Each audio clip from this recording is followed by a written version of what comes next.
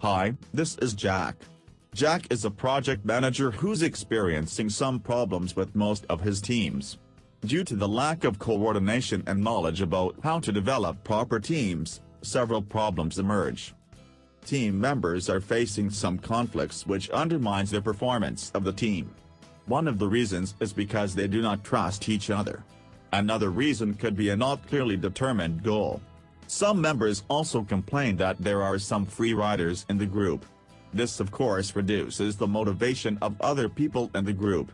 Sometimes, the team members are talking about a lack of leadership. In short, Jack is dealing with non-productive teams which are the cause for failing projects. This costs the firm a lot of money and has to change. Luckily, we have the solution for Jack.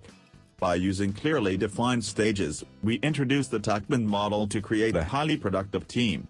The Tuckman model is significant because it recognizes the fact that groups do not start off fully formed and functioning. Tuckman suggests that teams grow through clearly defined stages. They grow from their creation as groups of individuals to cohesive and task-focused teams. To cycle through the different stages, the theory is best illustrated on a graph which shows the link between group relationships onto the horizontal axis and task focus on the vertical axis. The four stages we need to go through are the forming stage, the storming stage, the norming stage and the performing stage. The optimal or performing position is reached when relationships have developed within the group and it has started delivering with a clear focus on the task. However, Tuckman's ideas clearly indicate that it takes time to reach the performing stage and that it is normal for these teams to go through ups and downs as they develop relationships. Particularly in the early period, which is perhaps why Tuckman called it the storming phase. The first stage is the forming stage. In this stage most team members are positive and polite. Some are anxious as they haven't fully understood what work the team will do.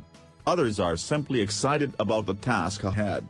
As leader, you play a dominant role at this stage, because team members' roles and responsibilities aren't clear.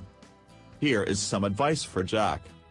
It is very important here for Jack to direct the team, and establish clear objectives, both for the team as a whole and for individual team members.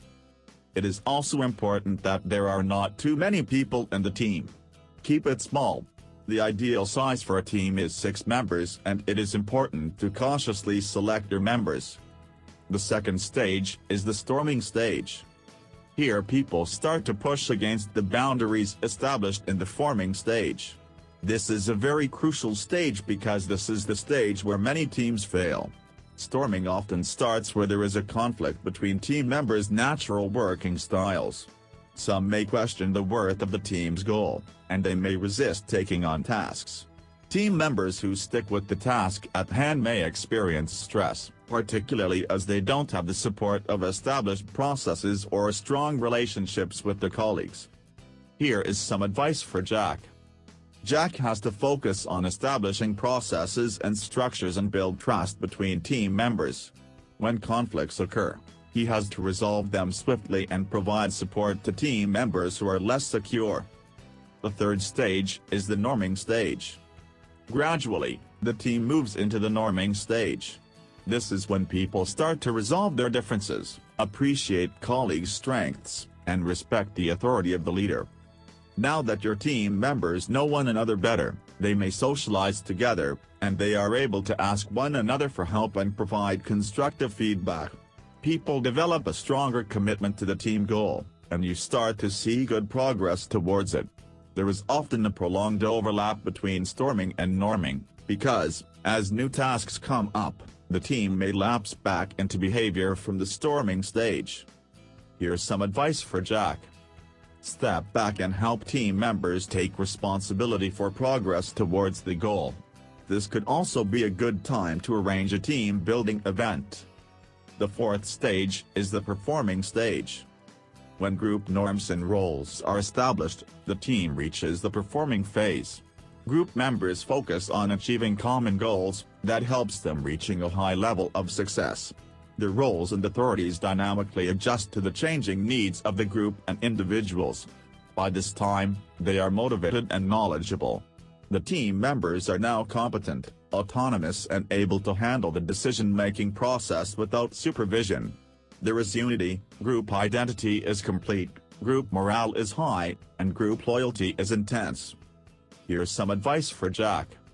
Delegate tasks and projects as far as you can. Once the team is achieving well, let people work independently. You will now be able to start focusing on other goals and areas of work. By applying the Tuckman model, the old dissatisfied Jack no longer exists. He managed to transform his unproductive teams to successful teams. Most of his projects are a big success right now.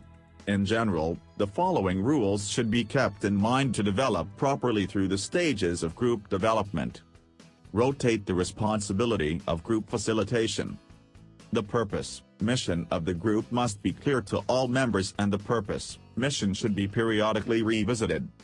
Ground rules should be established and monitored. Help group understand that conflict in a positive way, is a normal and perhaps necessary part of group development. Group must be reminded to listen to each other. Wrap-up at the end of each session should be comprised of meaningful and constructive comments relative to group process. Everyone must contribute and work to make the group a learning team.